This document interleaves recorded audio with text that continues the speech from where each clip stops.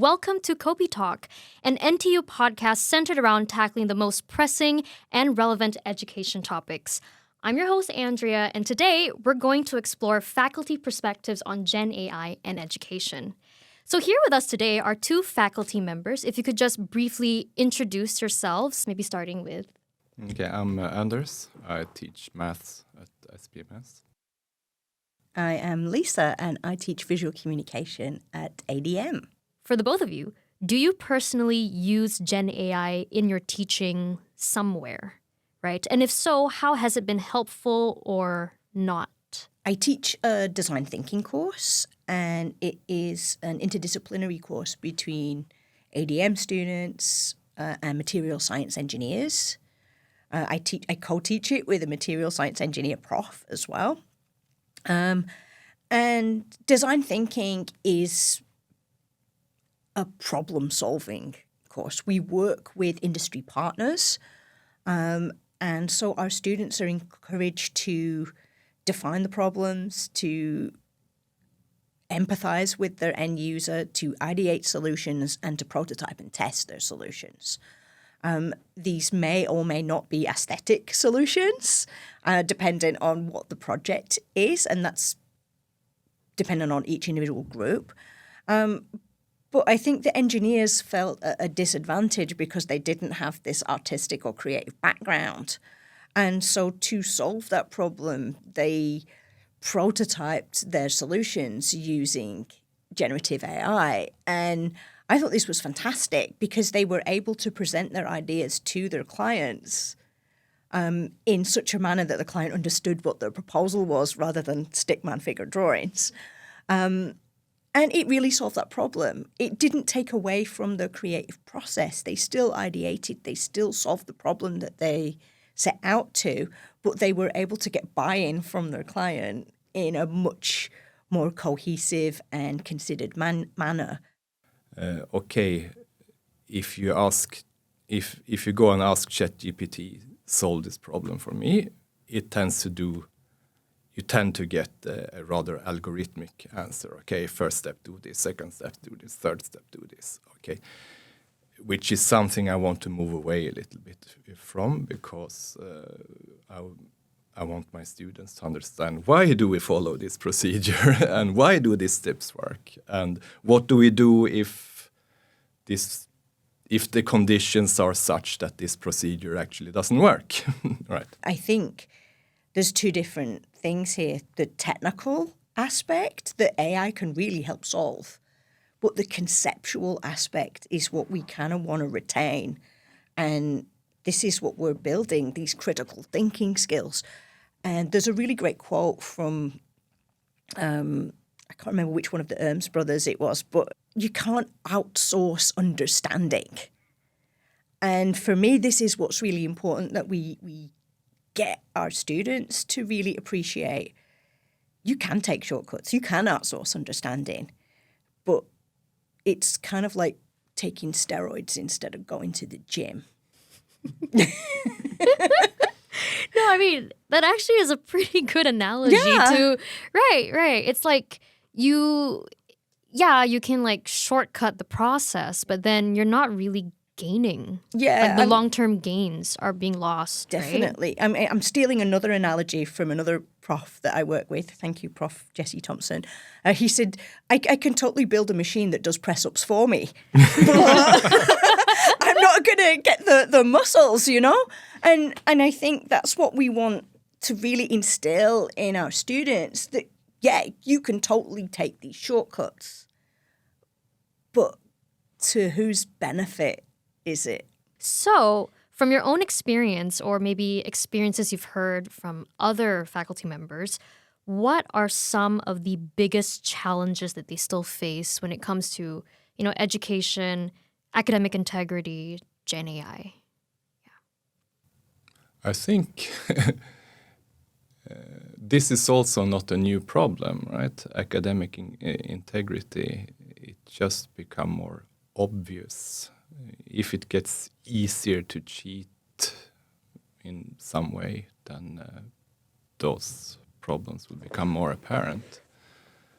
And academic integrity, what that means is also something you have to learn. We cannot expect our students to automatically absorb that knowledge. And I mean, to us it might feel natural, but we're so used to it, right? Yeah. I think AI has, in a way, made it easier to drive home the point that critical thinking is important. It has always been. AI has put a spotlight on that because people realize that the answer I get from an AI model might not be reliable. I have to think for myself. So that point that we're trying to make in our teaching, this pedagogical point, is easier to drive home now. So in a way, AI has helped in that regard. It's done us a bit of a favor. Yeah. Or maybe on a smaller scale, like let's say if a student comes to you with an assignment and they're like, can I use GenAI to help me for this particular assignment? What helps guide you to tell them, oh, if you use it in this way, it's okay. But once you start using it in this way, then that's where we're going to run into some problems. The obvious issue with cheating, right? But besides that, what's appropriate or not, and we can't micromanage and we should not micromanage how our students are studying. I mean, that's it's still how they learn, how they acquire the knowledge is their responsibility. And we shouldn't if we take that away, then we're doing them a disservice in the end, I think. So it's more of like, I'll let them come to their own conclusion about what AI can or cannot do, or? Yeah, I mean, you could give advice, but this is university. Students are supposed to figure things out by themselves. It's part of the university experience. Again, it's back to this sort of what is reasonable use. And we spoke about this a little bit earlier before the podcast, that it's very difficult to determine what is reasonable. Where is this imaginary line in the sand where on one side it's acceptable and on the other it isn't? And this line is constantly moving and evolving and changing, and it's based on your own moral compass as well. It's not just a legal issue, it's definitely an ethical one. And so a lot of my research looks into trying to help pin down a little bit what reasonable might be. I haven't found any solid answers yet. We're still doing a lot of research. But from an academic integrity point of view, I think the key word is transparency. I know students might be a little bit reluctant to share their use of AI and in fear of being like downgraded for it. And I think we need to take this taboo off the table and be transparent with how we're using it so that we can find better and more optimal ways for this to be incorporated into the classroom without it eroding or outsourcing the learning, the understanding, the knowledge. So transparency is going to be key, and faculty need to trust students, and students need to trust faculty in knowing how to steer that ship, I think. Agreed. All right. Yes, I totally agree with the point of transparency there. So on that note, if there's anything you wish students understand about faculty concerns or hesitations, what would you like the students to know? That we are also learning. We're not perfect. Yes. We ask our students to be lifelong learners, and I think that we should accept that. We ought to be lifelong learners as well. Hopefully that mindset could be pushed out across the university. I'm afraid that's all the time we have for today, but thank you both so much for your time and sharing your insights with us.